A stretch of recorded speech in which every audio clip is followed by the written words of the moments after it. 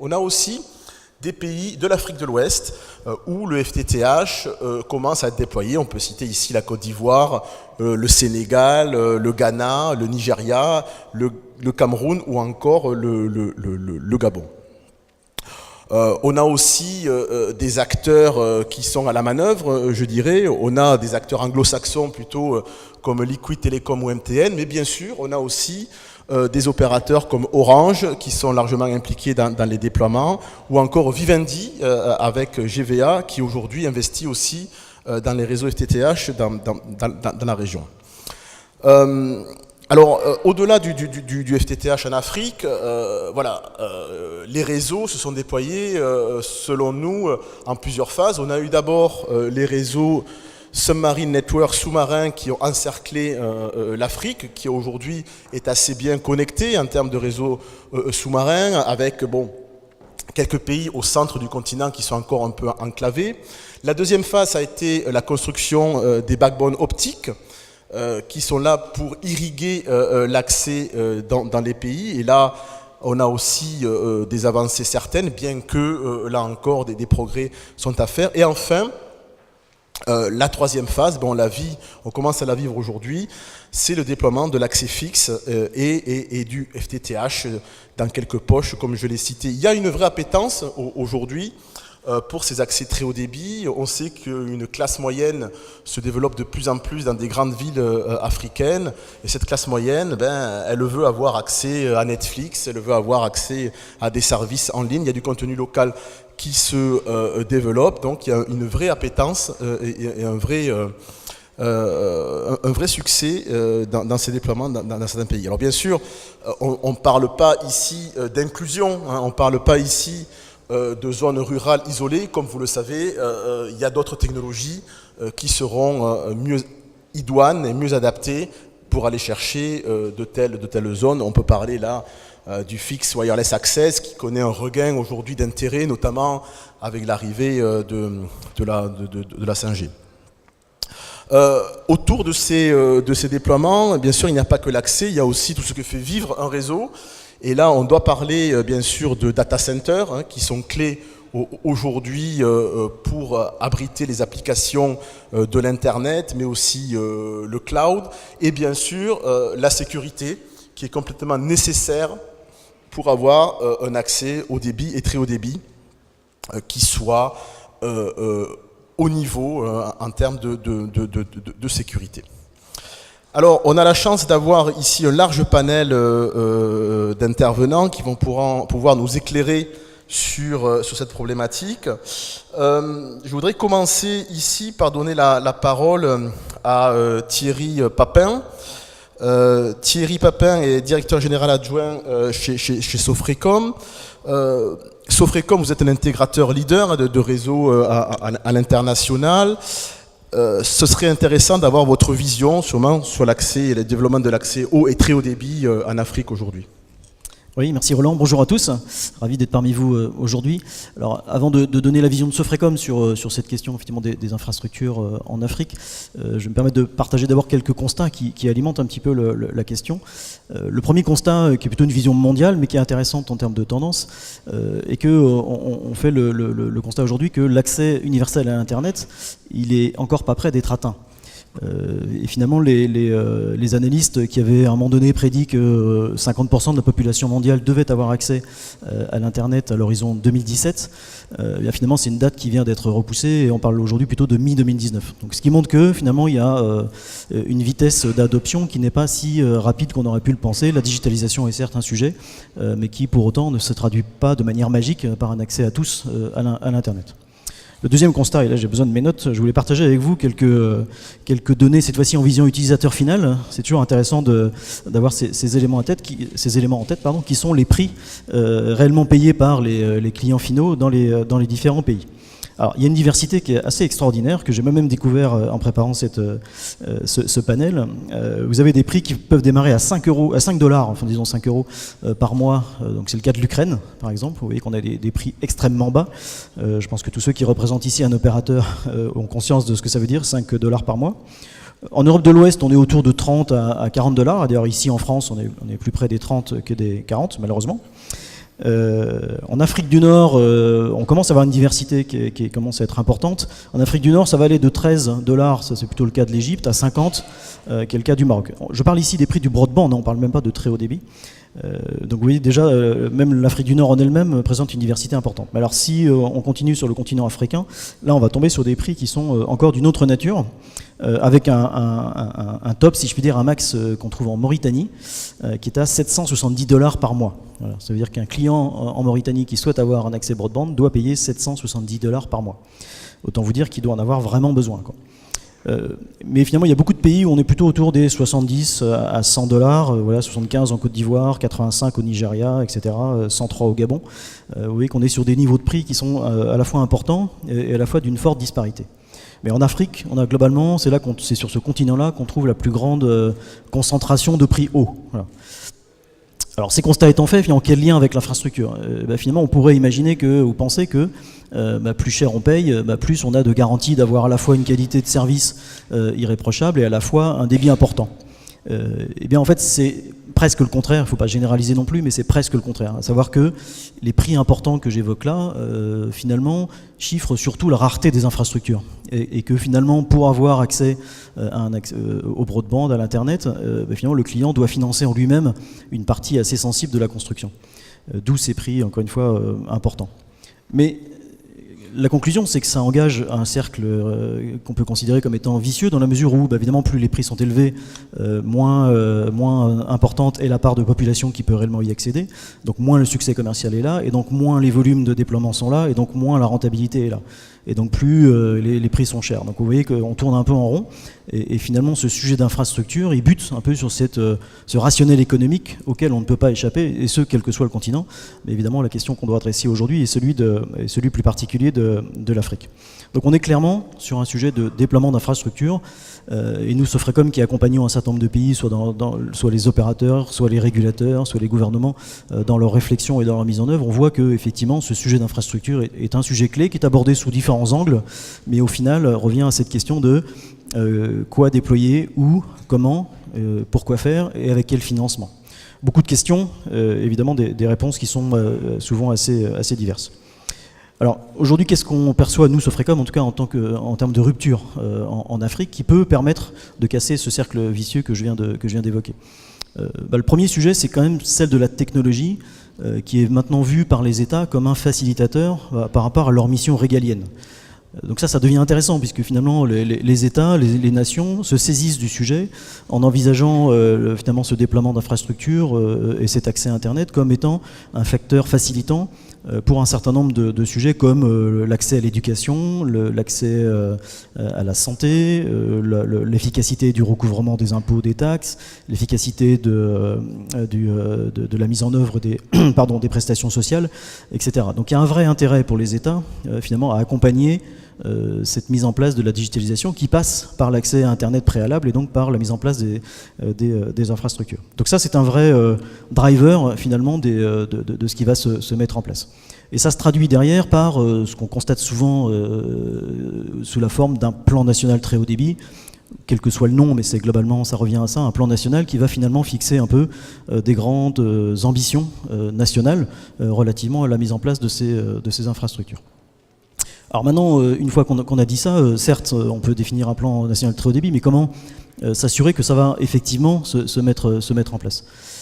Nous, ce qu'on conseille aux acteurs que j'évoquais là, qui nous sollicitent, c'est vraiment de garder cette notion de plan national très haut débit qui encadre finalement la démarche d'ensemble, mais de rentrer beaucoup plus dans le détail et finalement d'aller attaquer les vrais sujets qui sont derrière ces plans nationaux. À savoir qu'il faut être extrêmement précis sur des choses comme l'utilisation des ressources, donc comment prioriser typiquement les financements, comment distribuer les ressources de type le spectre pour le mobile, tous ces sujets qui sont effectivement extrêmement fins, mais qui vont faire au final que ce plan national très haut débit aura une réalité ou non du côté de par la crédibilité que ça lui confère. Je me perds dans mes notes. Voilà. Maintenant, il y a aussi un sujet de conditions locales. Il est clair qu'on peut avoir un plan national très haut débit, mais il faut en particulier analyser les spécificités qui font le pays, à savoir comment se répartit par exemple la population sur le territoire. Ça va quand même être un discriminant pour tous les sujets de choix de technologie par exemple, mais aussi quelle est la nature du terrain. Ça va être une complexité à gérer dans les déploiements. Il y a quand même des déploiements de fibres qui se font à coup de dynamite dans certains pays, là où dans d'autres c'est juste des coups de pelle dans des terrains plus sablonneux. Ce sont deux extrêmes évidemment qui vont avoir une influence relativement certaine sur les prix. On pense aussi qu'il est important de faciliter, de favoriser le partage entre les pays. C'est-à-dire que c'est quand même un peu dommage de constater que chaque pays va vouloir faire son plan national en repartant de zéro, alors que finalement il y a évidemment des éléments qui sont très communs à l'ensemble des pays. Il y a certes des spécificités, je viens de les évoquer, mais il y a quand même beaucoup de points communs et il est important de bien partager.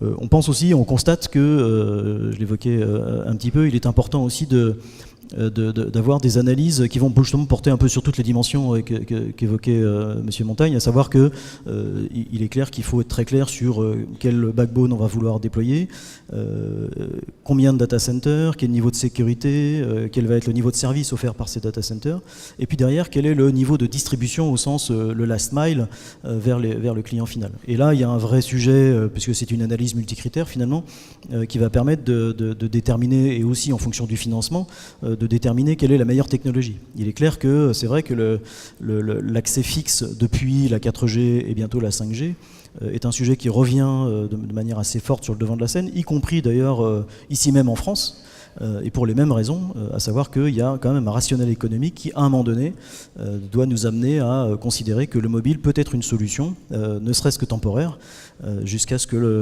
l'investissement plus profond, plus lourd de la fibre jusqu'au logement final soit pleinement justifié. Donc cette articulation entre les différentes technologies, on peut faire de la fibre jusqu'au cabinet, on peut faire de la fibre jusqu'au bâtiment, on peut faire de la fibre jusque chez le client final, on peut se limiter à l'antenne avec des fréquences basses qui vont faire qu'on aura peu de densité d'antenne, donc un coût faible de déploiement et un niveau de service certes limité mais néanmoins très large en termes de couverture. Voilà, c'est toute cette articulation-là entre les différentes technologies, encore une fois liée au financement, liée aussi au service final recherché. On n'a pas besoin des mêmes débits pour se connecter, pour déclarer ses impôts, que pour aller sur YouTube. Voilà. Donc il faut avoir une articulation qui est fonction des services.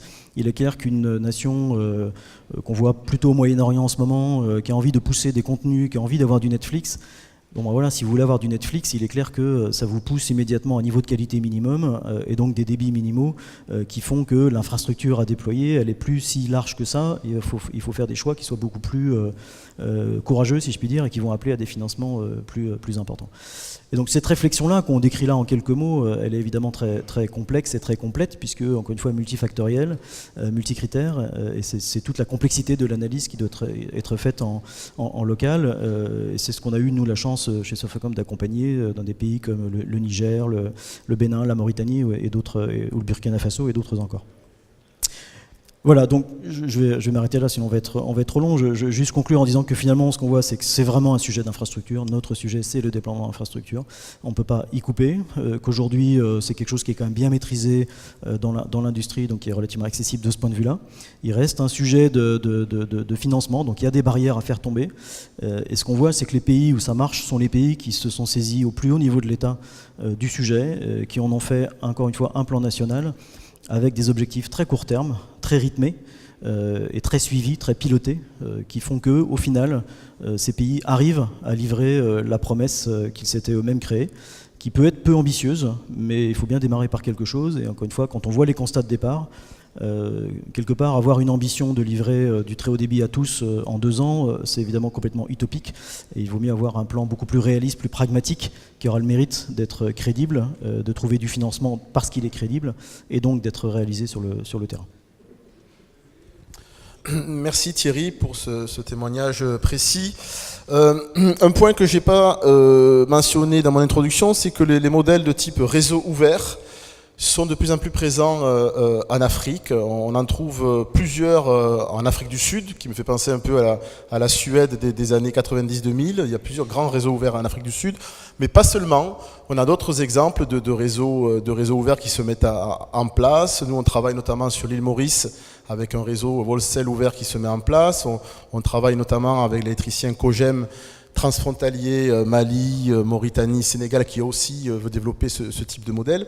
Et je voudrais ici passer la parole à Mathieu Husson. Mathieu Husson est président d'Infractive et je crois aussi impliqué dans l'ingénierie FTTH en Côte d'Ivoire. Donc avoir votre témoignage sur ces architectures réseau ouvert serait utile pour nous, je pense. Oui, bonjour. Effectivement, donc, nous avons eu la chance de travailler sur un réseau ouvert en Côte d'Ivoire. Ce que je voulais préciser, c'est que d'une part, les financements, ils sont là. Il y en a des financements, en particulier pour des projets fibres. Si on attend, évidemment, l'État pour avancer, on attend longtemps. Et je prends l'exemple de la Côte d'Ivoire. On a monté un réseau fibre optique FTTH ouvert. Donc l'idée, c'était de déployer un réseau fibre jusqu'à l'abonné et qui puisse être accessible par les 3 opérateurs principaux à la base, qui sont Orange, MTN et Move. On a démarré le projet bien après Orange, bien après Move, bien après MTN, et on l'a fini évidemment bien avant eux. Pour une raison très simple, c'est qu'on n'est pas parti sur 150 000 personnes. On est parti d'abord sur un pilote de 5 000 personnes. Voilà. Et déjà, est-ce qu'on avait la capacité de proposer à un prix accessible un réseau fibre optique jusque chez le client? Encore une fois, c'est 5 000 personnes, c'est quelques zones sur Abidjan, c'est assez simple à cibler. Et ça a très bien fonctionné. Et on n'a pas eu besoin de mettre une démarche hyper complexe pour arriver à un résultat qui soit rapide et surtout très peu cher. Et cet exemple-là, on le voit en fait dans plein d'endroits. Donc on parle des États qui veulent avancer, sauf que les États, ils veulent avancer, mais ce modèle de réseau ouvert, il est assez complexe à mettre en œuvre parce qu'il faut évidemment que la législation le permette. Et comme le disait Roland, les compagnies d'énergie ont normalement déjà une grande partie de l'infrastructure qui est prête. Il faut que le législateur leur permette évidemment de pouvoir utiliser le réseau fibre, enfin la fibre qui déploie sur les réseaux électriques pour faire du télécom.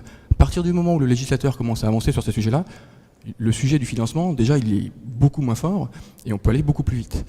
Et donc, l'expérience que nous, on en retire, c'est que, encore une fois, le financement, et nous, on a trouvé du financement, on est une petite société, hein, on est une trentaine de personnes, trouver des financements de quelques centaines de milliers d'euros ou quelques millions, enfin, encore une fois, ce n'est pas des financements énormes pour faire des réseaux qui fonctionnent rapidement et en donnant le travail localement, parce qu'évidemment, encore une fois, ce qui est important, c'est que le travail soit fait localement. Donc il y a formation, on a monté un partenariat avec l'école d'ingénieurs locale qui s'appelle les ATIC, on fait la même chose au Sénégal avec le SMT, c'est-à-dire qu'en fait, il y a un transfert de compétences sur l'ingénierie, un transfert de compétences sur le déploiement, pour qu'effectivement les forces vives qui vont déployer le réseau, ce soient des personnes locales, qu'elles soient encadrées, forcément, pour que le transfert de compétences puisse se faire, mais globalement, il n'y a pas de limite, il n'y a pas de frein, à part législatif, à part des volontés qui peuvent être privées comme par des petits opérateurs privés comme par des grands, mais il n'y a pas de vrai frein pour déployer le haut débit. Et aujourd'hui, ce que l'on a vu, c'est que ce réseau qu'on a développé,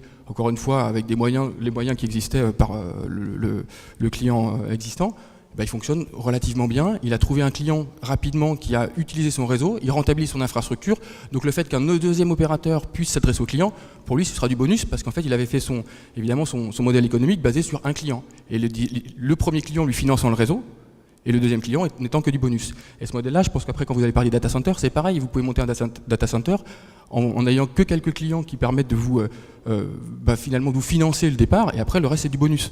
Et sur la fibre, c'est exactement le même principe. Donc j'entends beaucoup parler de fibre en disant que c'est compliqué. Non, c'est très simple, il faut juste avoir des bonnes personnes qui savent faire, avec les bons moyens techniques, et ces moyens technologiques, ils ne coûtent pas forcément très cher, et ils sont vraiment accessibles aujourd'hui à tout le monde, donc y compris aux gens qui ont moins de formation, et y compris à des personnes, encore une fois, qui soi-disant n'auraient pas la technicité pour le déployer. Donc c'était voilà, simplement ce que je voulais dire dans mon intervention, c'est le haut débit, il existe évidemment en Europe, mais il existe évidemment dans plein de pays que je ne connais pas encore aussi bien en Afrique, mais j'en connais quand même quelques-uns. On voit plein de petits projets démarrer, et ils ne démarrent pas sur, encore une fois, 50 000 personnes. Ils démarrent sur 5 000, ça marche, et après ils dupliquent. Et finalement, de mon point de vue, c'est le modèle qui est le plus efficace pour arriver à quelque chose et pour montrer qu'une solution, effectivement, soit soit opérationnel. Et le dernier point quand même sur lequel j'insiste, c'est qu'on parle beaucoup de fibres, beaucoup de réseaux, mais effectivement ce qui est le plus important, et on l'oublie souvent, c'est la cartographie du réseau évidemment. Alors je sais que chez Tactis ils en parlent beaucoup et chez d'autres personnes ils en parlent beaucoup. C'est monter un réseau, si derrière on ne sait pas l'exploiter, ça ne sert à rien. Donc c'est pour ça que j'insiste sur le fait que le transfert de compétences doit être local pour que ce soit localement qu'il puisse être capable effectivement de cartographier le réseau, de le maintenir, de le tenir à jour et effectivement après de le faire évoluer. Voilà, c'était. Merci Mathieu pour cet éclairage optimiste d'un déploiement de nos réseaux fibres en Afrique. Vous avez parlé de data center et comme je le disais, les data centers sont clés dans les réseaux d'aujourd'hui pour héberger des applications, des contenus et pour même héberger de plus en plus sur le edge des équipements de type virtuel.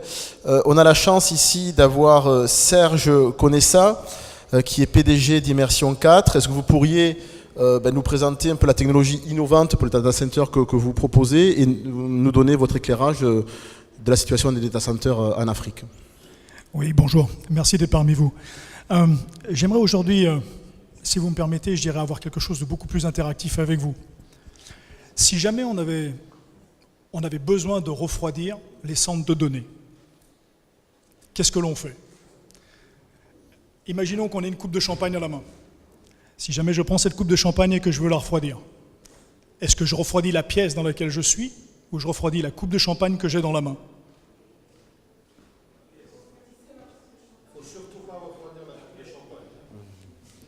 Vous allez refroidir la coupe de champagne.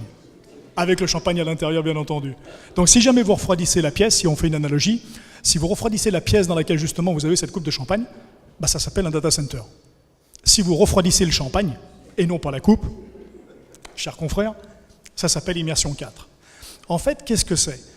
Je crois qu'il faut revenir aux fondamentaux. Un composant électronique, depuis le tout début, je dirais, oublions les aspects centres de données avec toute la complexité qu'on y met, revenons vraiment sur des basiques. Ce composant électronique, à partir du moment où vous allez l'électrifier, qu'est-ce qui va se passer?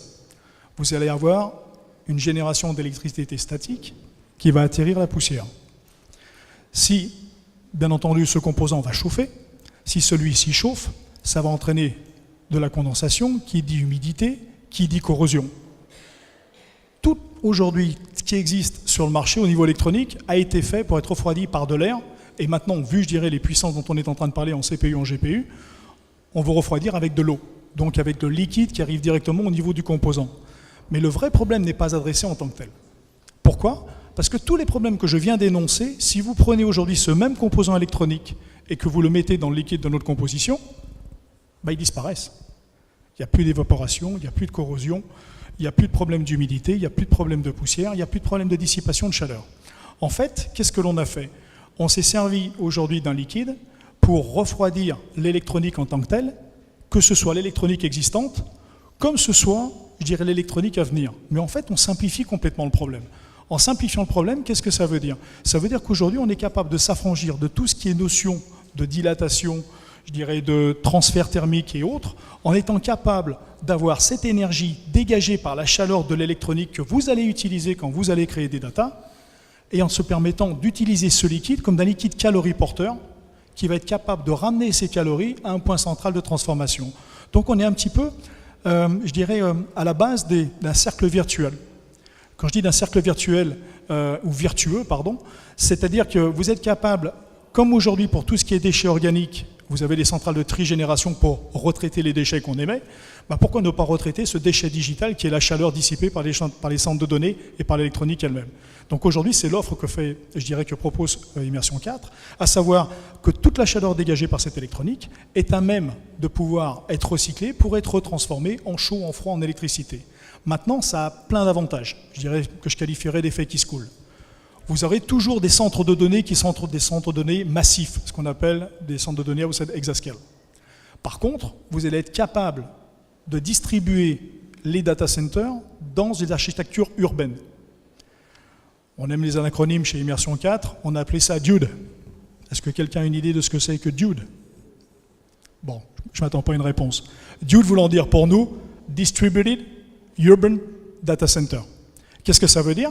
Ça veut dire qu'aujourd'hui, plutôt que d'avoir des centres de données qui vont être gros et massifs, et on en aura toujours quelques-uns, mais réduire le nombre de ces centres de données, qu'on soit capable de déporter ces centres de données à l'edge, sans la nocivité, sans le coût énergétique, en étant capable de processer la donnée collectée directement dans n'importe quel environnement.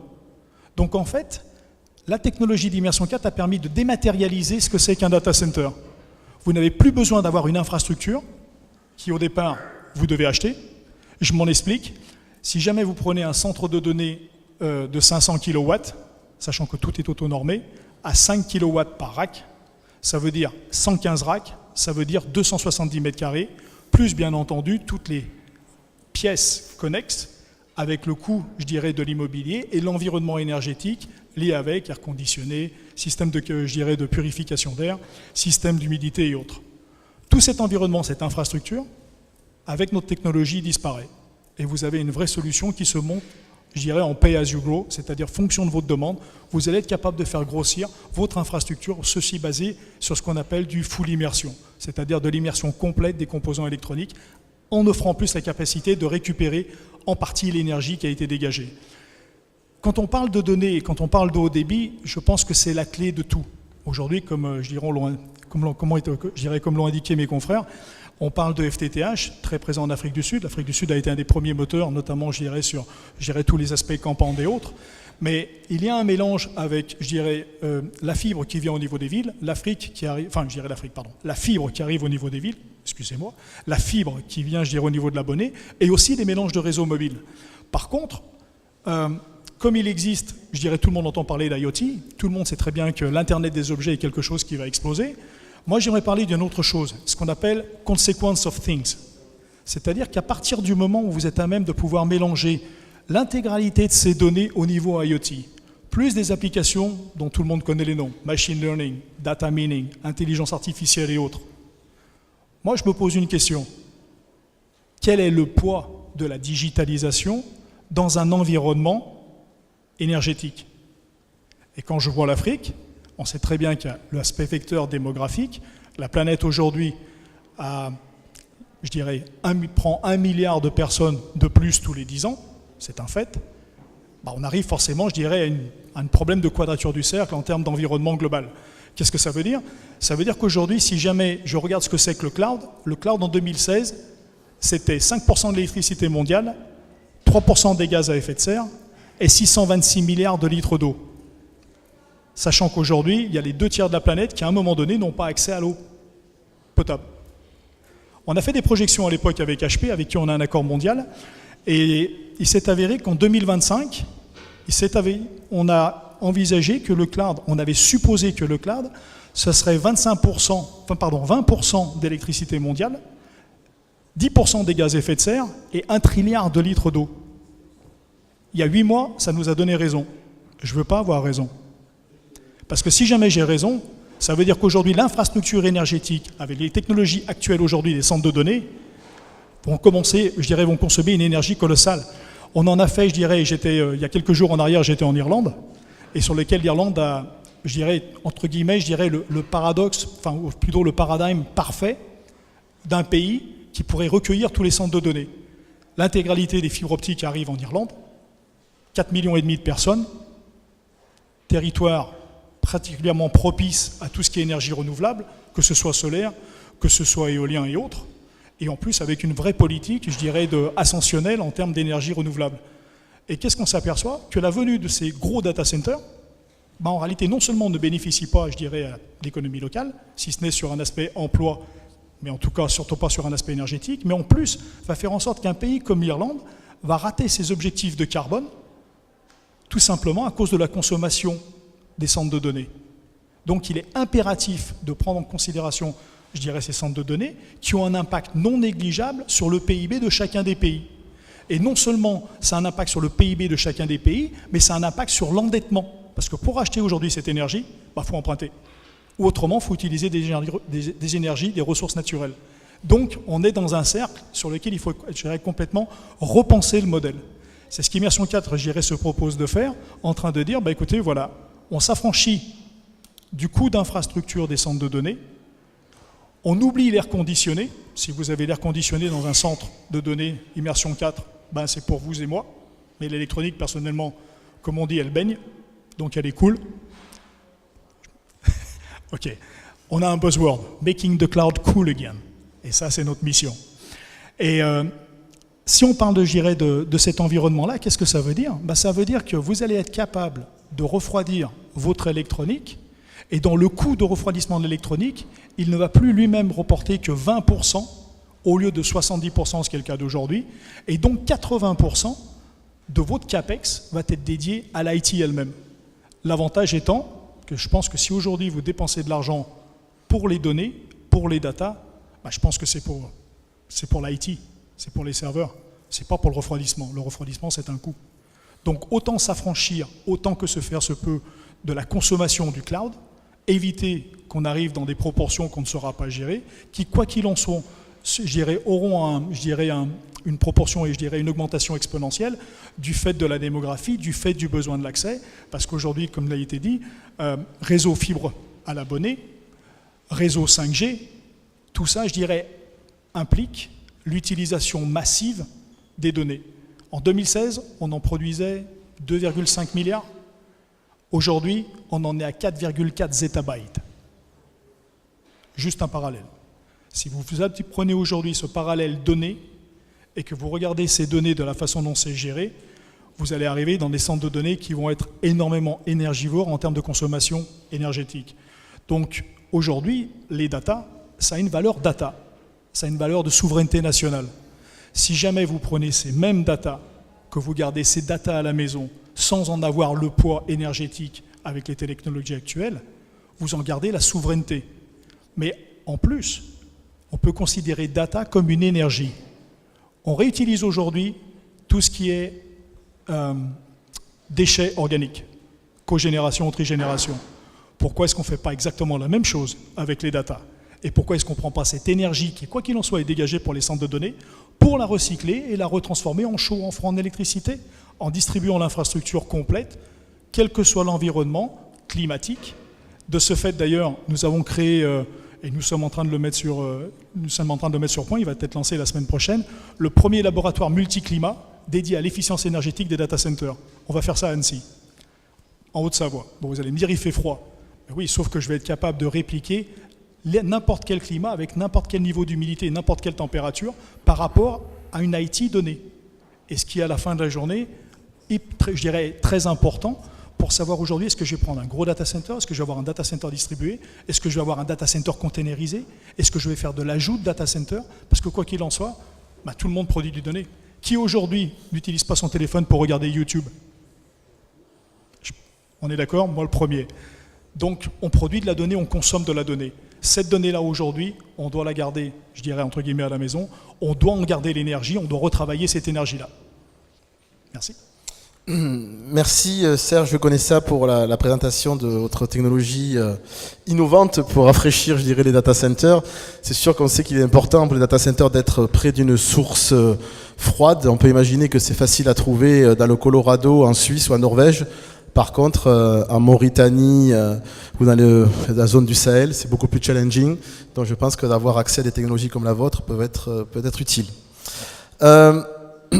J'aimerais maintenant passer la parole à Monsieur Djoued Salim Halal, qui est directeur général de ADEX Technologies, intégrateur de solutions informatiques basé en Algérie. Donc quelle est un peu votre vision du déploiement de l'accès et du très haut débit pour les entreprises, notamment en Algérie où vous êtes actif?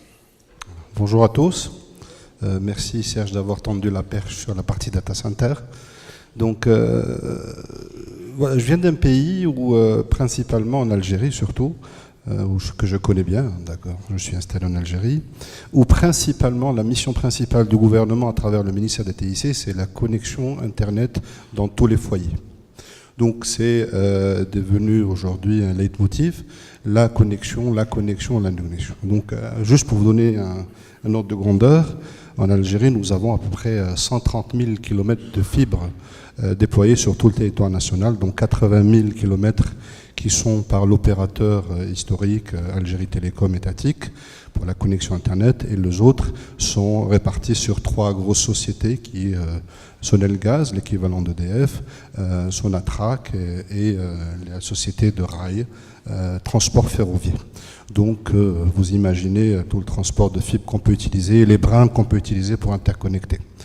Même une politique de généralisation du FTTH dans les foyers, donc ça a déjà commencé, donc ça se met en place. Une annonce de cela, ça fait 2 semaines, par la ministre Jeune Dynamique qui a réduit le coût de la connexion Internet du méga par 50% à partir du 1er janvier. Donc l'annonce a été faite. Argument du fait que l'infrastructure a été rentabilisée et en gros pouvait se permettre d'aller dans la rentabilité de la connexion. Donc voilà pour un peu, juste pour vous dire un peu, l'Algérie c'est 43 millions, presque 44 millions d'habitants, c'est pratiquement 38 millions de téléphones de connexion mobile, 20 millions de comptes Facebook. Donc aujourd'hui la consommation, surtout il y a la 3G, 4G, 3 opérateurs. Donc par contre on a un degré un peu inférieur sur la connexion câblée. On parle d'à peu près 2 millions de foyers connectés à travers le câble ADSL.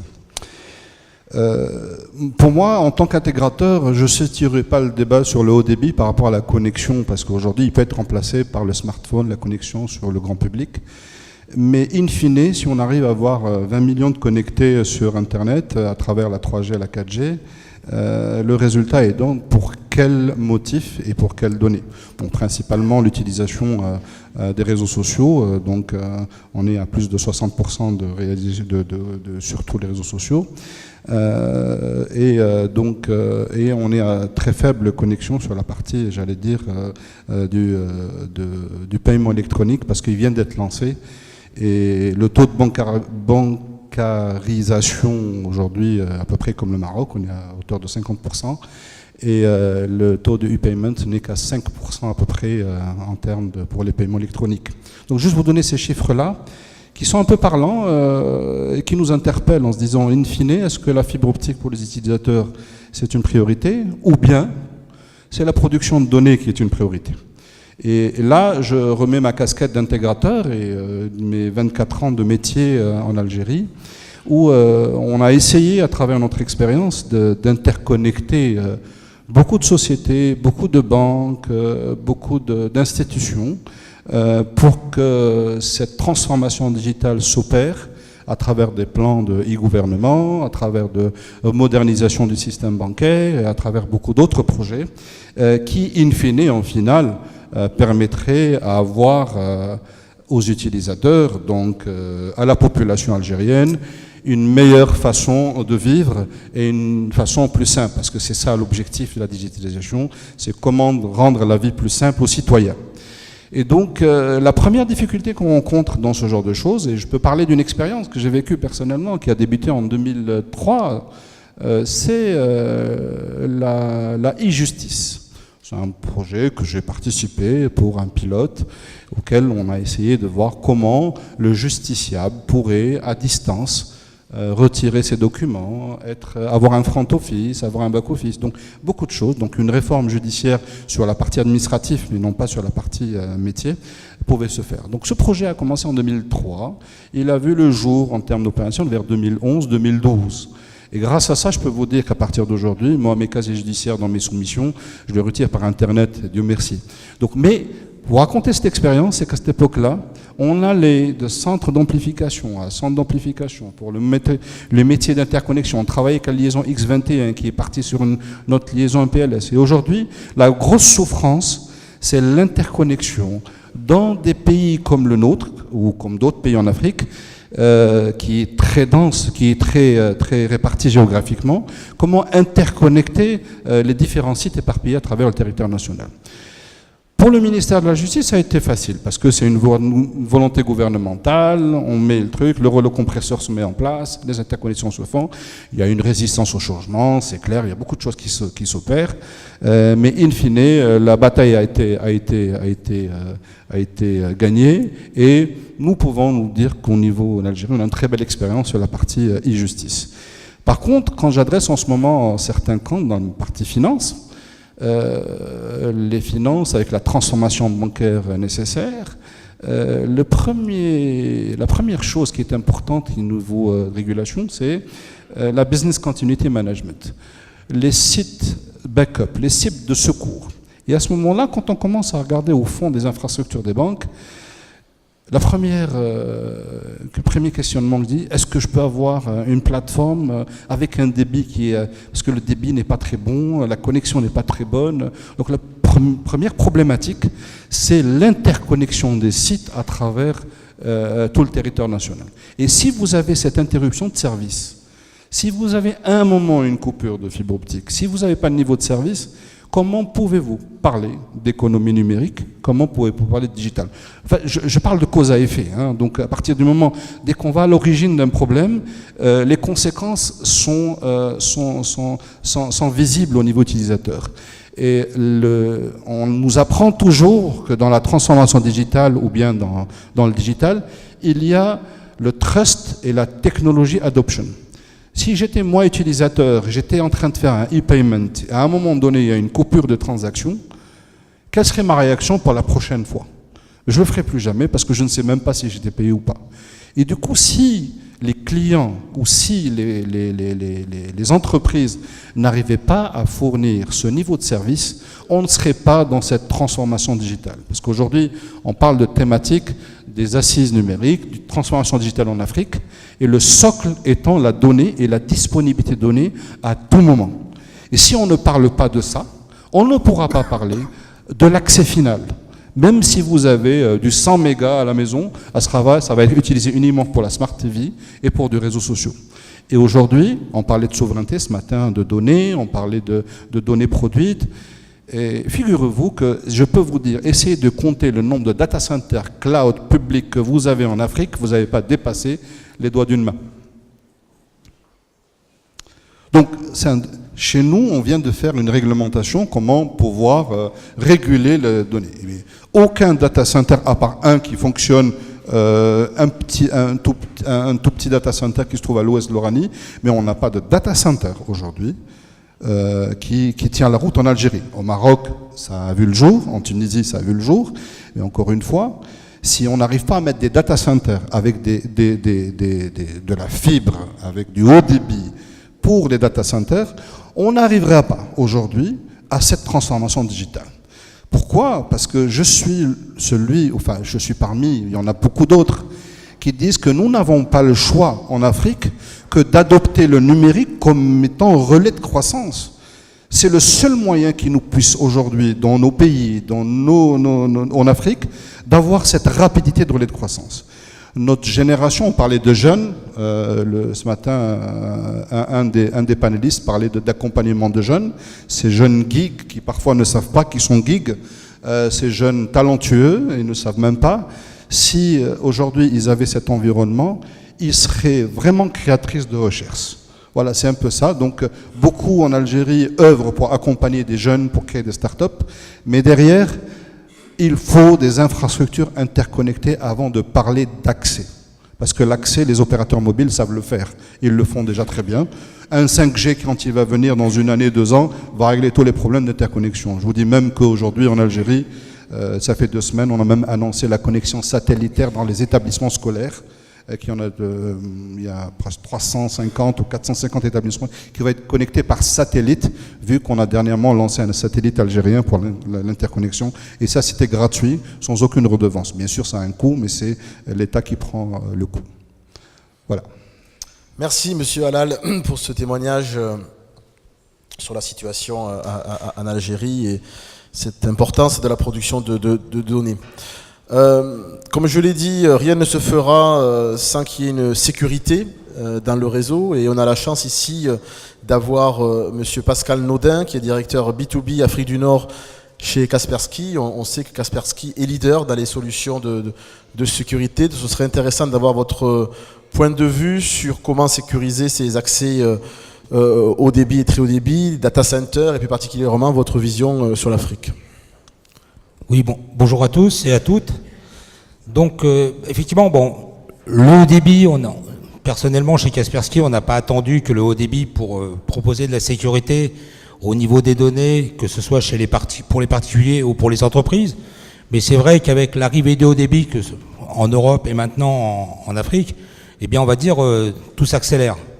Ça fait quand même, on va dire, une journée et demie que dans les plénières, on parle de big data, d'administration numérique, de souveraineté nationale, de formation, de compétences, de financement, d'intelligence artificielle. Enfin, tout ça, effectivement, c'est lié à l'arrivée du haut débit et des nouvelles technologies. Et nous, notre métier, effectivement, pour ces projets qui sont structurants et qui sont, on va dire, gages de futurs emplois dans les différents pays, eh bien, ces projets structurants, ils ne peuvent exister qu'à partir du moment où on a mis en place un processus qui est un processus sécuritaire. Nous, ce que l'on constate chez Kaspersky, c'est que le processus sécuritaire, je veux dire malheureusement pour nous, il arrive toujours en dernier. Il arrive en dernier parce qu'en fait, quand on fait un data center ou un autre projet, on va construire les murs, on va mettre la clim, on va mettre l'électricité, on va penser à tout. On va mettre des terras de disques et puis à la fin, on va dire, ok, on protège. C'est bien, mais on protège quand on a mis en prod. Souvent, c'est déjà trop tard parce que l'infection est déjà présente avant même qu'on ait pu agir. Et c'est là-dessus qu'aujourd'hui, Kaspersky, dont j'ai la responsabilité de gérer non pas que l'Afrique du Nord, mais maintenant toute l'Afrique francophone, donc à peu près une vingtaine de pays. Donc c'est là où on a la responsabilité d'aller voir nos clients, des institutionnels, des entreprises privées, en leur disant, attendez, faites attention, l'étape du virus, on est passé au-delà, quoi. Le petit virus, même, on va dire, les quelques WannaCry et autres qui ont fait parler énormément d'eux il y a 1 an et demi, ce ne sont pas les plus méchants. Pourquoi ? Parce qu'en fait, aujourd'hui, on arriverait presque sans solution technologique à pouvoir, on va dire, éviter qu'ils ne se produisent, parce qu'il suffirait simplement de former et surtout de sensibiliser les gens.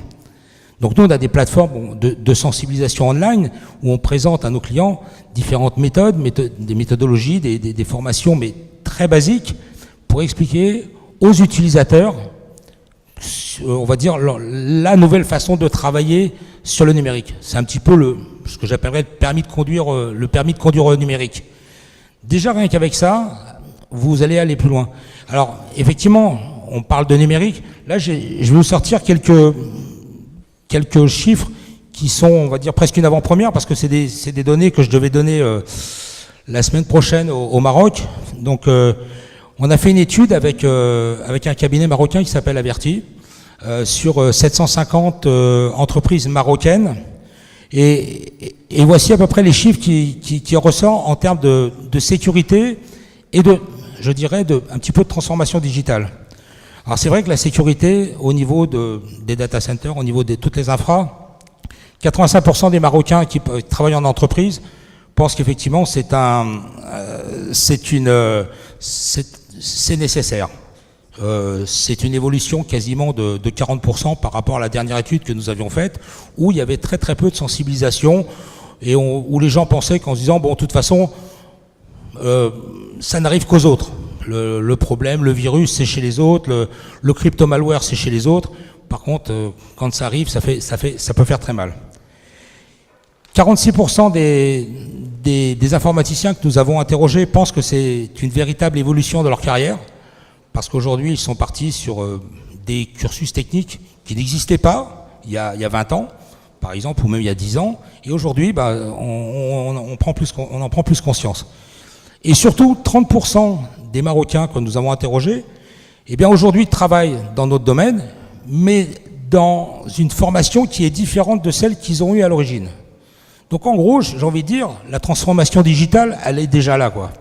C'est-à-dire qu'il y a une certaine mutation des postes, de développeurs, de personnes qui font du réseau, de la télécom, qui vont vers la sécurité.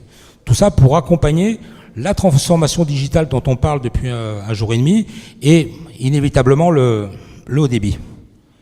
Alors je vous ai parlé effectivement formation, sensibilisation. Je ne vais pas parler pendant des heures, on va dire, de ce que l'on sait faire, mais je voudrais quand même vous mettre là aussi 3-4 points qui n'ont rien à voir avec nos produits, mais qui sont des résultats d'une équipe de nos chercheurs. Donc on a une équipe chez Kaspersky d'une 40aine de personnes. Je vous rassure, ils connaissent absolument pas nos produits. Eux, leur métier, c'est de faire de la recherche sur la cyber. Et les grandes tendances de 2019, vous allez voir qu'elles vont arriver d'autant plus vite que le haut débit va arriver. C'est quoi? C'est ce que disait un petit peu mon collègue Jawel tout à l'heure. En fait, c'est une très forte augmentation des malwares sur la technologie mobile. Tout le monde pense qu'avec un iPhone, on est protégé. Absolument pas. Vous êtes autant vulnérable qu'avec un poste de travail. Les botnets sur l'IoT, effectivement, l'Internet des objets, on a vu les dégâts que ça a fait il y a très peu de temps.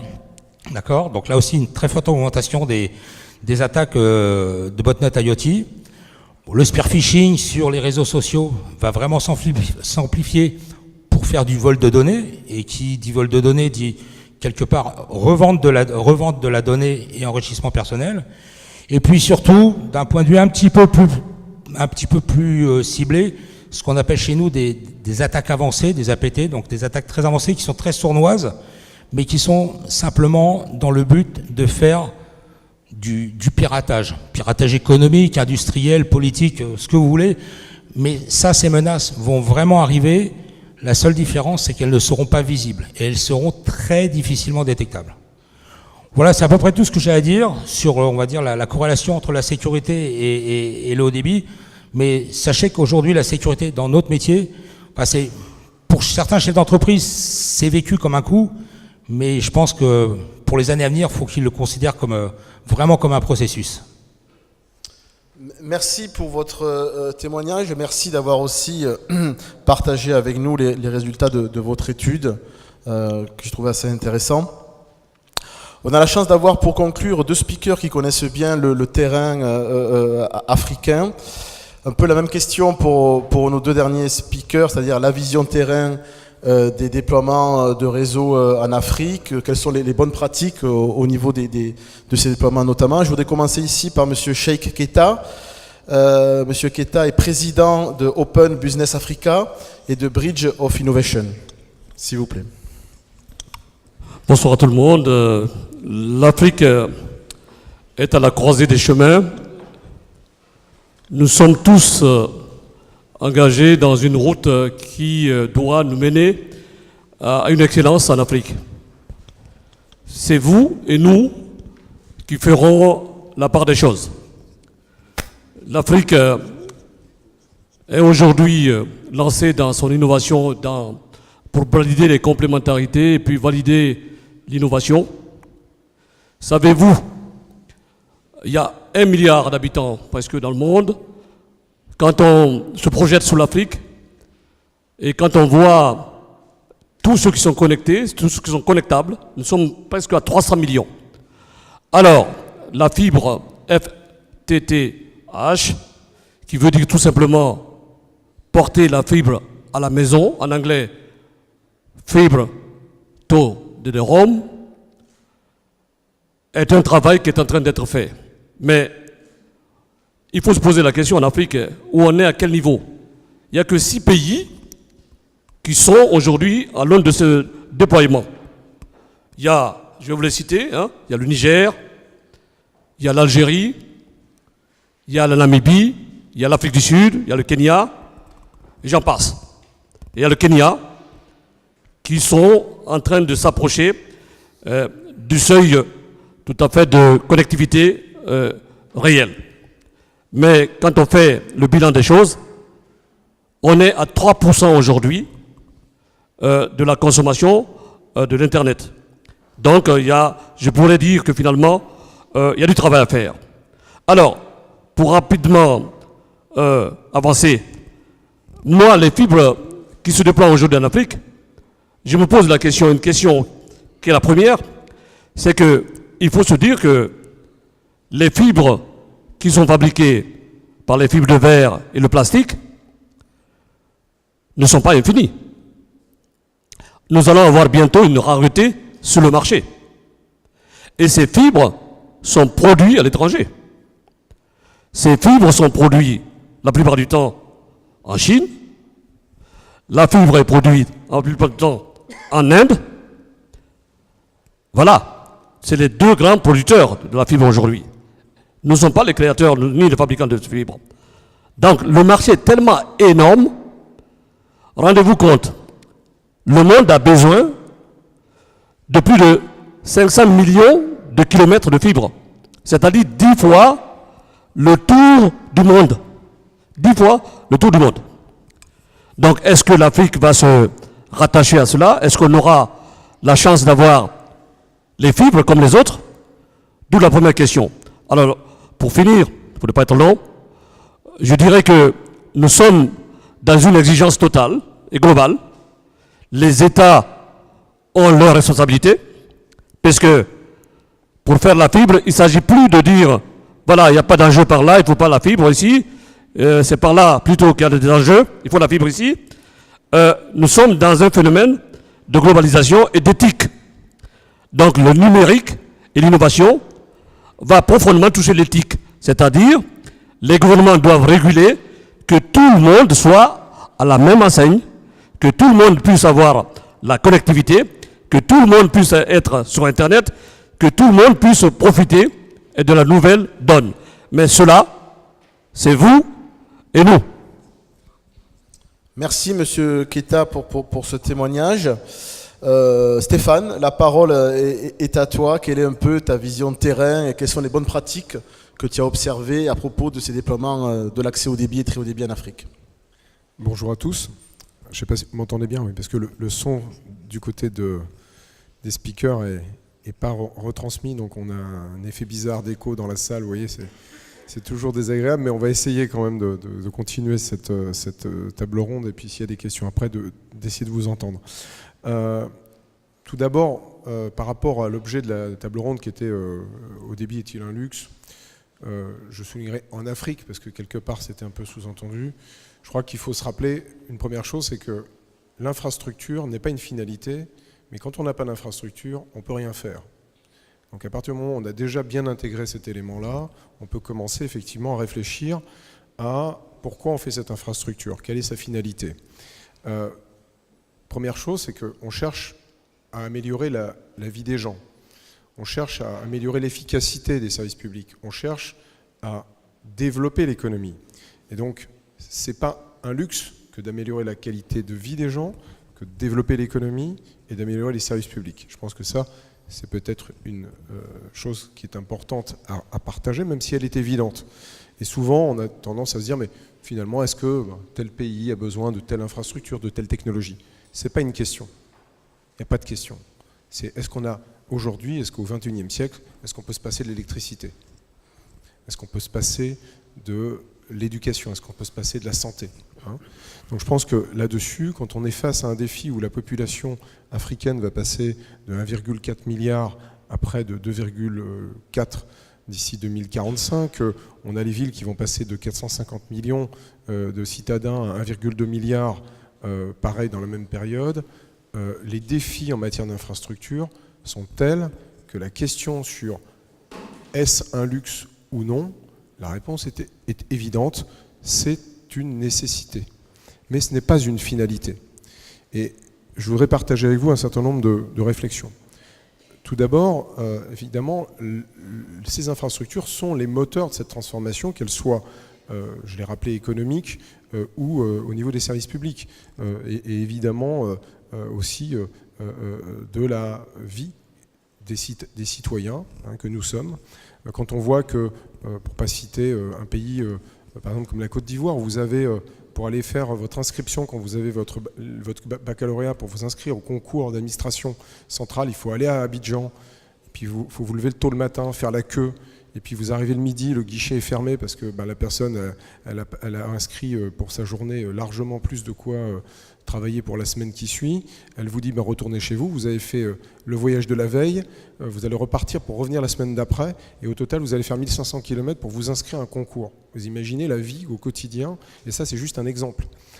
Quand vous voulez avoir une autorisation pour construire, ou une autorisation pour acheter quelque chose, ou ne serait-ce que des choses toutes bêtes, l'état civil, une part non négligeable de la population mondiale n'existe pas parce qu'il n'y a pas d'état civil.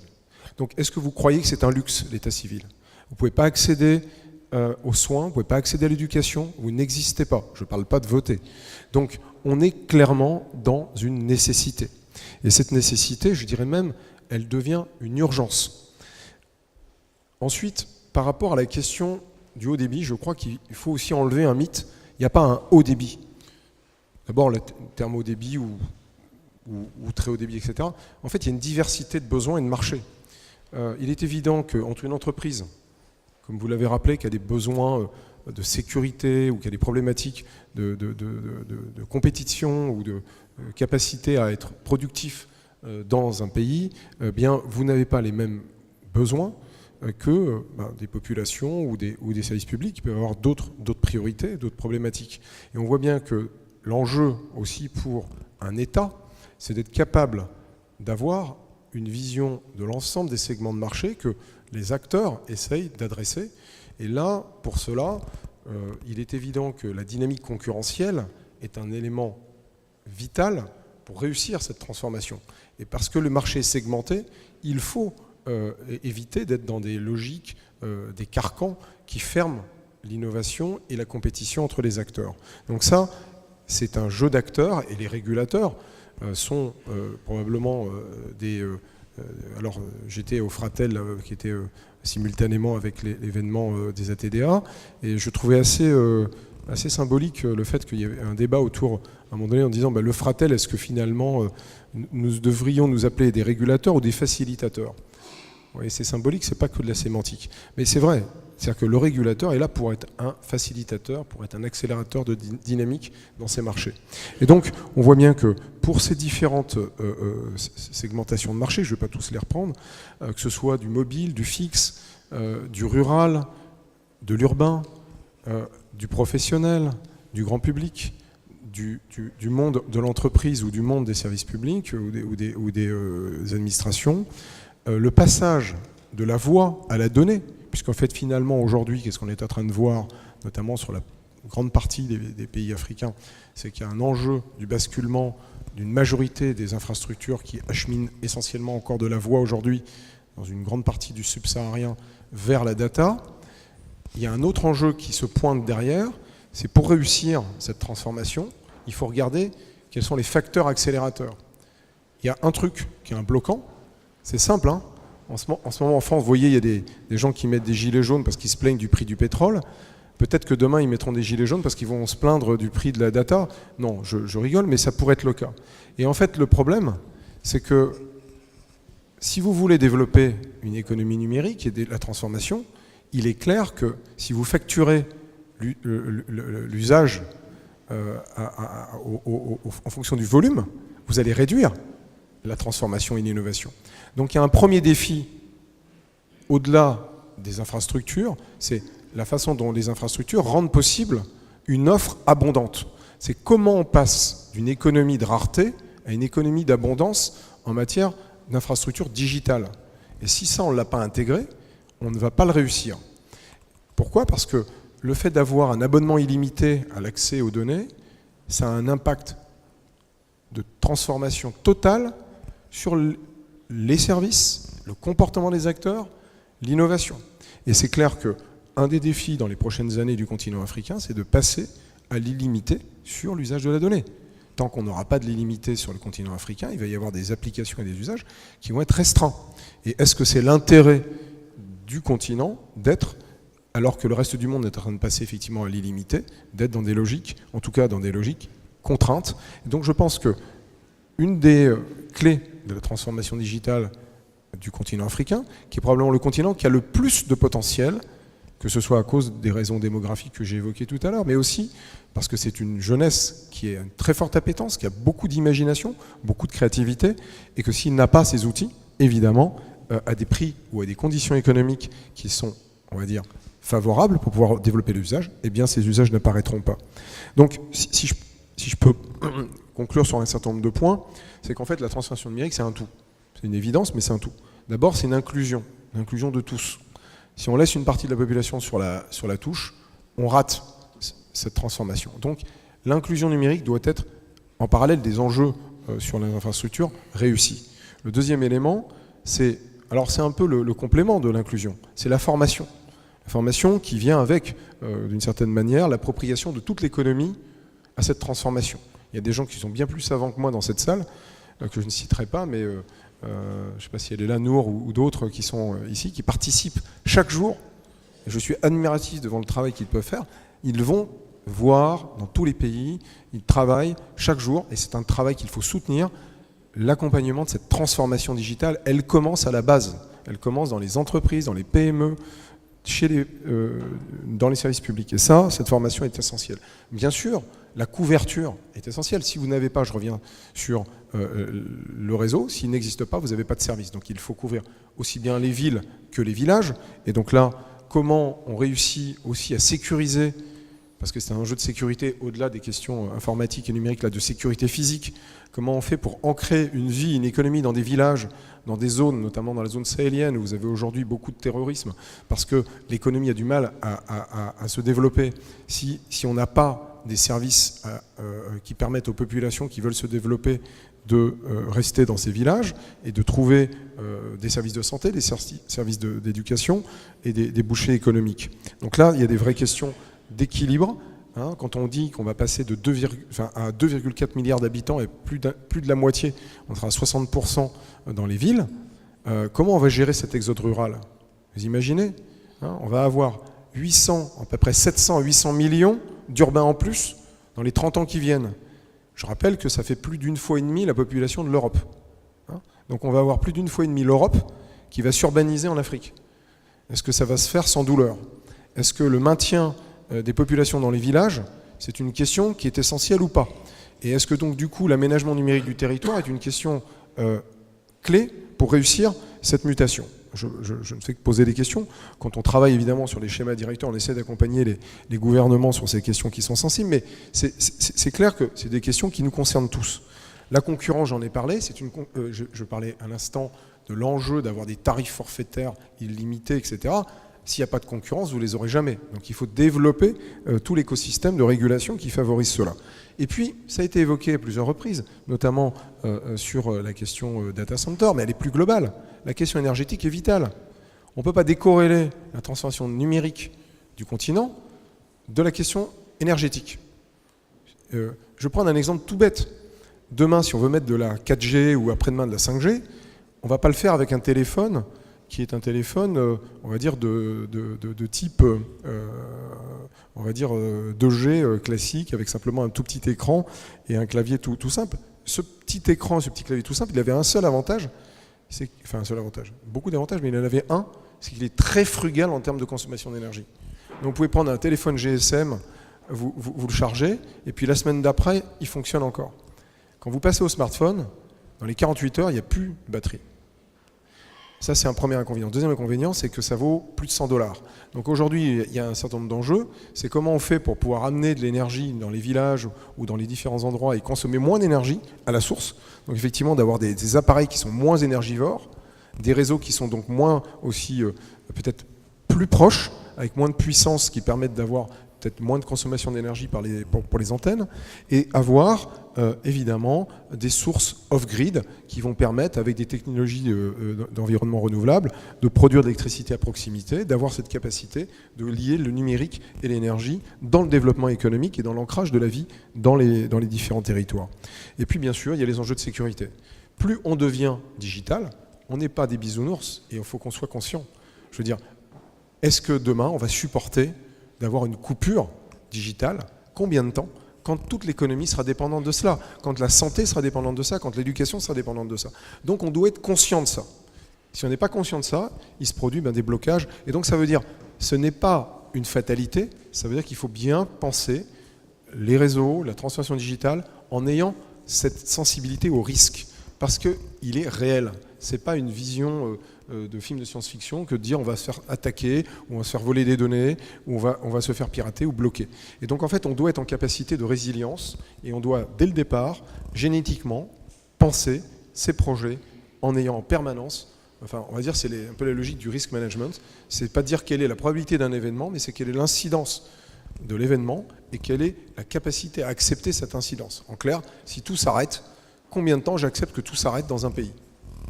Et ça, il est évident qu'à partir du moment où on a digitalisé toute l'administration d'un pays ou tous les services publics, il y a intérêt à se poser ces questions. Au-delà des questions de privacy, bien sûr, et des questions de souveraineté.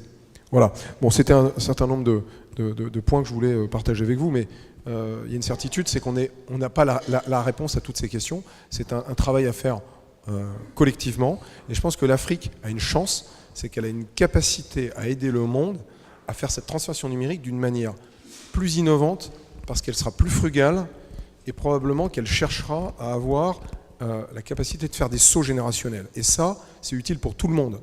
Et l'exemple, par exemple, du mobile money ou des drones ou d'autres systèmes dans la blockchain, etc., montre que l'Afrique est un terrain d'innovation. Et je voulais, en tout cas, là-dessus, partager cette conclusion pour mes propos avec vous. Voilà, merci Stéphane pour ce témoignage éclairé et de nous rappeler que, au-delà du FTTH, il n'y aura pas de transformation digitale de l'Afrique réussie sans prise en compte de l'inclusion, bien sûr. Nous sommes tous conscients. Nous avons peut-être la chance d'avoir un peu de temps pour une ou deux questions de l'audience. Donc si vous avez des questions, c'est le moment pour nos panélistes. Oui, monsieur.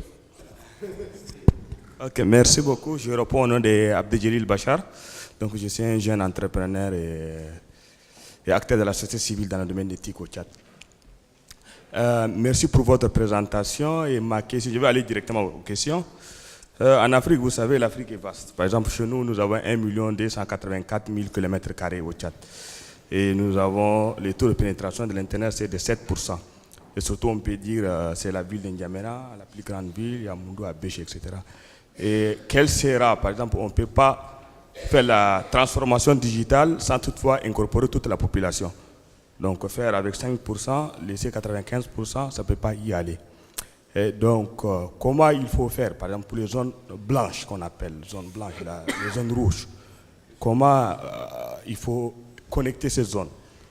Comment développer, par exemple, les réseaux communautaires? Et qu'est-ce qu'il faut faire avec les régulateurs, les fonds qu'ils récoltent? Comment il faut? Et les régulateurs qu'ils investissent au pays, comment ils vont aider la population locale? La question, c'est quelles sont les bonnes solutions pour connecter les zones blanches? Ok, c'est ça. Merci. Thierry, Stéphane? Oui, enfin, je crois qu'il n'y a pas une bonne solution. Il y a une panoplie de solutions. Il y a des solutions qui peuvent être déjà, par rapport aux licences des opérateurs, les inciter fortement à aller le plus loin possible. Ça, c'est le cahier des charges des licences, première étape. Deuxième étape, c'est toujours dans le cahier des charges des licences, c'est en invitant le partage au maximum d'infrastructures entre les opérateurs. Ensuite, on a le mix public-privé, c'est-à-dire d'essayer de trouver des modèles économiques où il y a peut-être une compensation publique pour pouvoir motiver les opérateurs à aller dans ces zones. Et puis une fois qu'on a épuisé à peu près tout ce levier que je viens de décrire, c'est-à-dire le cahier des charges des licences, l'initiative mix public-privé, ça c'est sur plutôt les modèles technico-économiques, réglementaires. Après de l'autre côté, il faut regarder le mix technologique. C'est-à-dire qu'en fait, l'autre versant, c'est quels sont les technos. Alors on a les technos terrestres, avec effectivement les backbones qui ne vont pas pouvoir aller partout. Après, on a plusieurs technologies radio qui viennent compléter. Et puis on commence à avoir aussi des technologies, on va dire, on pourrait dire satellitaires, mais avec toutes les versions satellitaires, depuis le géostationnaire jusqu'aux constellations, qui émergent, avec des technologies plus ou moins exotiques que vous entendez ici ou là dans la presse. Ce que je constate, c'est qu'aujourd'hui, il n'y a pas une solution universelle. Par contre, on voit bien que dans les villages, aujourd'hui, on est capable de mettre des kits mix pour aller au fin fond vraiment de l'endroit le plus difficile à couvrir du monde. Aujourd'hui, entre des kits satellites et puis des systèmes, on va dire, de Wi-Fi ou alors, pour l'instant, on est sur des technologies de data, mais après, on peut avoir aussi de la 2G plus du Wi-Fi, qui sont des systèmes qui peuvent très rapidement, pour peu d'argent apportait déjà un niveau de service au fin fond des villages. Voilà. Mais encore une fois, c'est un mix de tout ça. Oui, je pense que la question est essentielle parce que il faut partir de quelque chose de clairvoyant, de décision et de projection sur l'avenir pour faire tout ça. Nos États doivent être des éléments de régulation parce qu'ils savent qu'il y a des territoires qui sont loin des zones bien peuplées, comme les capitales. Il y a des territoires qui sont complètement loin. Donc le régulateur doit être puissant. Le régulateur doit faire une capacité de projection avec les spécificités des territoires pour apporter à tout le monde, ce que je disais, tout le monde, le service. C'est comme ça qu'on peut réussir dans notre vision de l'innovation en Afrique. Thierry ? J'ajouterais en complément qu'il y a aussi des approches qui se mettent en place, qui sortent un peu du seul cadre de comment apporter de la connectivité en un point, mais qui sont une vision plutôt point de service. Orange, par exemple, dans certaines de ses filiales, a cette approche de dire finalement, pour améliorer, si je puis dire, l'attractivité économique, je ne vais pas juste amener de la connectivité et espérer que la population qui est couverte, qui accède aux services, va justifier en elle-même, par les abonnements qu'elle va prendre ou par les usages qu'elle va avoir, elle va justifier l'investissement, mais finalement je vais avoir une approche, par exemple avec la municipalité ou la collectivité, je vais créer un point de service, je vais peut-être pouvoir aussi amener l'énergie par une solution de type panneau solaire, ce sont des choses qui se déploient, qui font baisser le prix d'acquisition. Donc une approche point de service qui va par exemple y associer en coopération avec les services de santé un point de télémédecine ou un point de connectivité pour l'école qui fait que, encore une fois, ça peut permettre de rentabiliser de manière un petit peu plus rapide l'investissement qui est de toute façon nécessaire pour amener une technologie quelle qu'elle soit. Voilà, donc ça fait aussi partie du panel, on va dire, de solutions envisagées. Voilà, l'Afrique, moi je rejoins complètement la conclusion qui a été faite, est une terre d'innovation. Il faut aussi que ce soit une terre d'innovation sur le plan des modèles business et qu'on sorte de la seule logique qui a présidé finalement au déploiement en Europe, c'est qu'est-ce qui justifie d'aller mettre 100 € dans tel point de connexion. Voilà, on ne peut pas le prendre complètement comme ça ou partout comme ça, donc il faut aussi avoir un peu d'imagination, si je puis dire, pour justifier d'aller couvrir, y compris des zones que vous qualifiez de zones blanches, donc avec une faible couverture a priori. Serge ? Je vais faire une réponse, si jamais vous le permettez, un petit peu plus globale. Ce n'est pas simplement un problème africain auquel on est en train de se trouver confronté aujourd'hui. Toutes les solutions qui doivent être aujourd'hui sur cette planète utilisées doivent être basées sur deux principes. Le premier principe, c'est l'éco-conservation, basé sur le fait que la meilleure, je dirais, énergie, c'est celle qu'on ne dépense pas au premier chef. La deuxième, c'est tout ce qui est conservation environnementale. Parce que je crois que c'est deux sujets qu'on a complètement édulcorés dans l'aspect connexion grand débit, dans l'aspect connexion énergétique. De quoi on est en train de parler ? On est en train de parler qu'on est dans un monde aujourd'hui qui grossit à la vitesse de 1 milliard de personnes tous les 10 ans. L'Afrique va avoir un potentiel de développement du fait, je dirais, de sa jeunesse, de sa natalité, de là où on vient, qui va être exponentiel et va être de loin largement supérieur à ce que l'on va vivre ici en Europe ou ailleurs. Le phénomène est global. Partant sur un phénomène global, il est très important de prendre en compte que, il y a l'accès à la connaissance. Donc, je dirais en termes de technologie, l'intégralité des déploiements technologiques, en delà des business models, bien en deçà, doit prendre en compte, je dirais que, les populations vont bouger, les populations vont évoluer, et que de toute manière, aujourd'hui, l'aspect pensé, centralisé, smart city, aller dans les villes, c'est un échec. Aujourd'hui, au contraire, il faut dématérialiser les villes. Pourquoi ? Parce que si on ne dématérialise pas les villes, on va se retrouver confronté, l'Afrique va se retrouver confrontée, elle est déjà un peu, mais ça va être de pire en pire, à un modèle carbone qui n'est pas soutenable, comme nous le vivons ici. Et je pense que l'Afrique a cette chance d'être un continent, non pas vierge, mais un continent jeune, avec en plus, pour ce que j'ai pu en voir, ayant assisté à un certain nombre, je dirais, de conférences, avoir des jeunes qui en plus pensent sustainabilité, pensent aujourd'hui, je dirais, partage. Et je pense que c'est quelque chose qui est extrêmement important. Je pense qu'au contraire, il faut avoir un mix technologique qui va bien au-delà des business models, parce que quoi qu'il en soit, à la vitesse démographique de l'Afrique, il n'y a pas un business model qui va tenir. Il y aura X formes de business models qui permettront effectivement de le faire. Et aujourd'hui, le seul business model qui sera vraiment viable, c'est un business model dans lequel tout ce qui est carbone faciliter l'emploi, gérer l'aspect gaz à effet de serre, mais avant tout, l'eau. Parce qu'aujourd'hui, pour moi, la stabilité de la planète, c'est 48 heures. Aujourd'hui, on est tous copains. Si je prends un verre d'eau dans la main, parce que nous sommes des gens civilisés et qu'on ne boit pas maintenant, ce soir, on sera encore copains. Demain matin, on va l'être. Je vous garantis par contre que demain soir, on est tous en train de s'entretuer pour boire ce verre d'eau. Donc je pense qu'il faut ramener les choses à l'essence même de ce pourquoi nous y sommes. Nous sommes 7,3 milliards. On va passer à 8 milliards dans moins de 10 ans. On a une explosion énergétique qu'on ne sait pas faire face. Si aujourd'hui les technologies qu'on utilise sont basées simplement sur des business plans, excusez-moi de vous le dire, mais on n'a rien compris. Donc il faut qu'aujourd'hui on repense le sujet sur un aspect, quelles sont aujourd'hui les technologies qui nous permettent écologiquement, énergétiquement et services de s'adapter et d'apporter le nécessaire aux populations. C'était mes 2 mots. Merci pour ces sages paroles. Et juste pour répondre à ta question, tu as une start-up française qui vient de Saint-Pierre-et-Miquelon, donc tu vois vraiment loin du climat africain, qui couvre les zones blanches un peu partout, de manière justement via des panneaux solaires. Donc, enfin, c'est des récepteurs qui ne coûtent pas très cher, qui sont auto-alimentés et qui peuvent répondre à ta problématique. Voilà, donc il y a des solutions, mais tu ne les trouveras pas chez...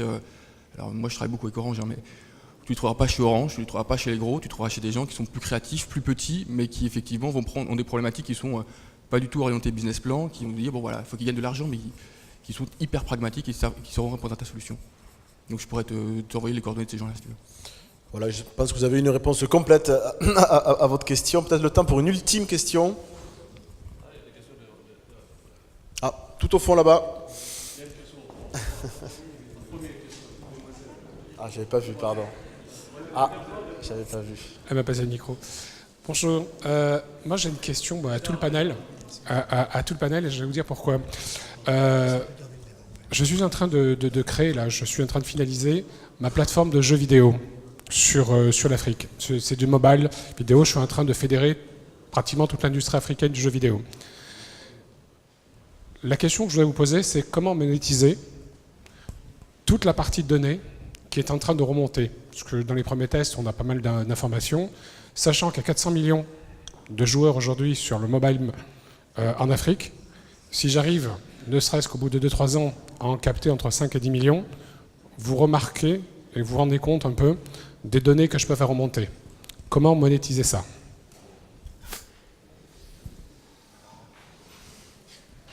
C'est involontaire, parce que question facile.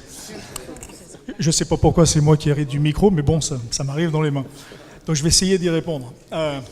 Comment monétiser votre entreprise et comment monétiser vos données ? Je pense que le sujet est relativement vaste et peut s'appliquer, je dirais, à l'intégralité d'un domaine. Je pense que déjà, la première des choses, c'est d'utiliser, et je vais prêcher pour ma paroisse, bon, vous ne voulez pas, c'est moi qui ai le micro, utiliser déjà pour commencer des data centers qui soient purement écologiques et qui soient basés sur les 2 principes que je viens de citer. À savoir des technologies sur lesquelles vous n'avez pas de consommation d'eau, pas de gaz à effet de serre, pas de CO2 et qui soient éthiques. Et éthique, c'est quoi ? Éco-conservation, conservation environnementale, économique, retour sur investissement inférieur à 1 an, TCO de 90%, écologique, parce qu'à la fin de la journée, on n'a qu'une planète, il n'y a pas de planète B, on peut en mettre des data centers dans la mer, ça amène rien, parce qu'on récupère rien, et c'est ni plus ni moins que des data centers air qu'on met dans l'eau. Ou tout simplement, on peut envoyer des voitures dans l'espace, mais ça ne veut pas dire que toutes les voitures vont aller dans l'espace. Donc aujourd'hui, la réponse, elle doit être relativement simple. Si jamais on regarde vraiment le business model économique, je pense que la façon dont vous pouvez le faire, c'est de remonter ces données, mais vu qu'aujourd'hui vous êtes sur une plateforme de jeu, vous devez être extrêmement sensible sur les aspects latence. Donc c'est-à-dire que vous avez besoin que les communautés de jeux en tant que telles soient à même de pouvoir interopérer et de travailler, je dirais, et de jouer ensemble. Est-ce que je me trompe en disant ça ou pas ? Donc, qu'est-ce que ça veut dire ? Ça vient exactement dans, je dirais, la même philosophie de ce que j'ai décrit tout à l'heure quand je parlais du DUDE, c'est-à-dire de l'infrastructure de data center distribuée, qui est ni plus ni moins que l'infrastructure de la blockchain. La blockchain est complètement distribuée sur l'aspect authentification. Mais ça vient aussi dans l'aspect Internet. L'Internet est complètement distribué dans un pays. Il n'y a pas un point de shutdown de l'Internet, il n'y a pas un point de shutdown de contrôle de la blockchain D'accord ? C'est complètement distribué et c'est ce qui fait sa force. Aujourd'hui, si on est capable, je dirais, de multiplier les plateformes de jeux dont vous êtes en train de parler, de les mettre au plus près des abonnés pour avoir la meilleure latence, donc c'est-à-dire la meilleure qualité de service en termes de qualité d'utilisation, en termes d'expérience, vous allez être à même de pouvoir agréger d'autant plus, je dirais, d'utilisateurs que, je dirais, votre jeu va être, je dirais, responsif. J'espère que c'est encore français quand je parle, de façon, je dirais, à donner, je dirais, vraiment la notion de temps réel par rapport à vos utilisateurs. Je ne connais pas vos plateformes de jeu, je suis un très mauvais joueur parce que je ne joue pas. Donc je parle de choses que je ne connais pas. Je connais juste ça sur un plan technique. Si jamais vous avez un business model qui vous permet justement, je dirais, de distribuer votre plateforme de jeu et de permettre de fédérer un maximum d'utilisateurs, ce qui est l'enjeu aujourd'hui de toutes les plateformes de jeu, je pense que c'est la meilleure façon que vous allez avoir pouvoir de fédérer, l'environnement des gamers, de façon à ce que ceux-ci utilisent votre plateforme plutôt qu'un autre. Bien entendu, après, gérer l'aspect attractif de votre plateforme de jeu. Mais vous serez énergétiquement, vous serez viable, économiquement, vous le serez aussi, vous bénéficierez d'infrastructures sécurisées et vous serez au plus près des abonnés et des gens auprès auxquels vous avez l'abonné. Stéphane, bien.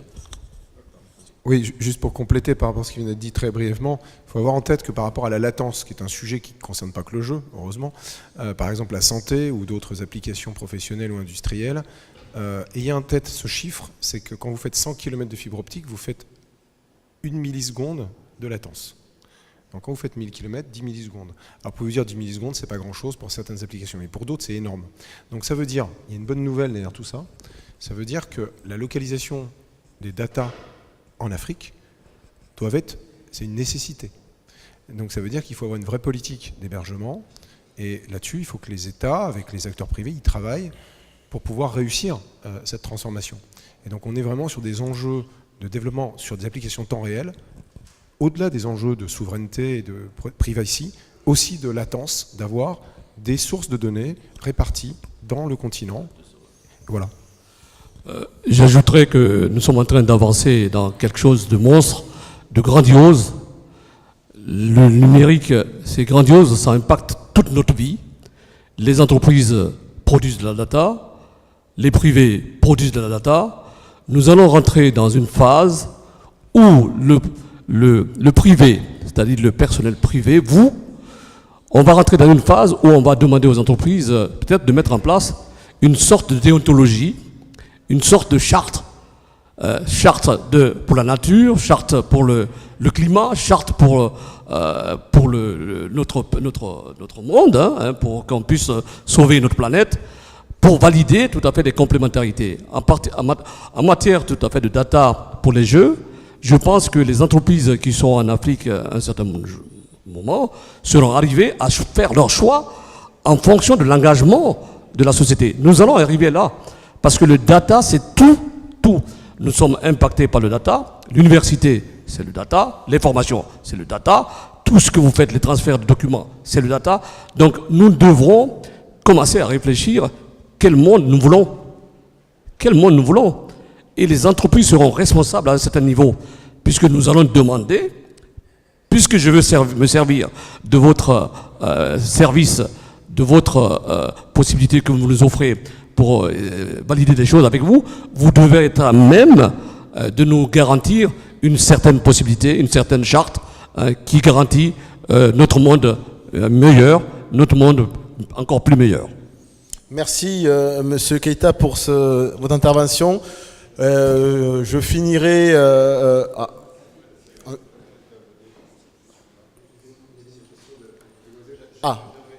Mademoiselle, alors une dernière question, rapide s'il vous plaît, puisqu'on me presse de finir.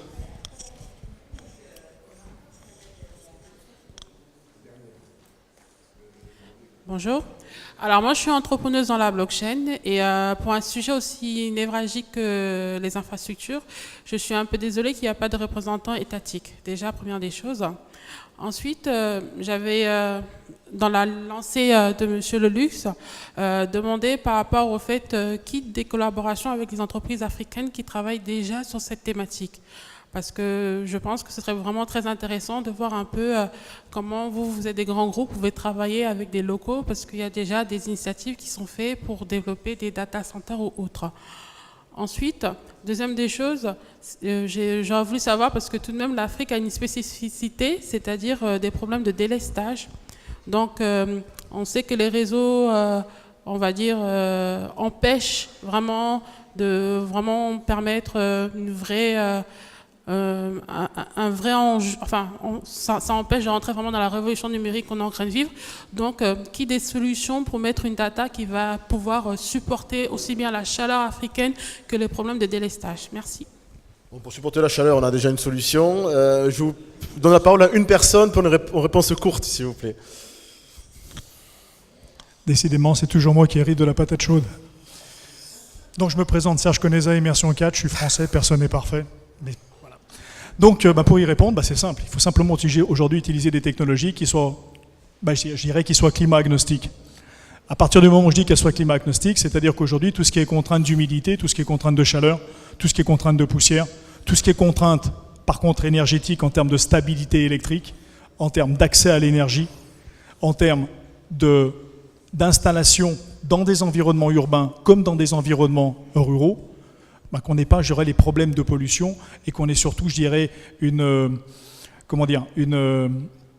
soif d'économie énergétique permettant néanmoins de livrer l'intégralité du service avec une latence, je dirais, minimum et avec un service maximum de par, je dirais, les serveurs et de par justement les centres de données qui vont permettre de le faire.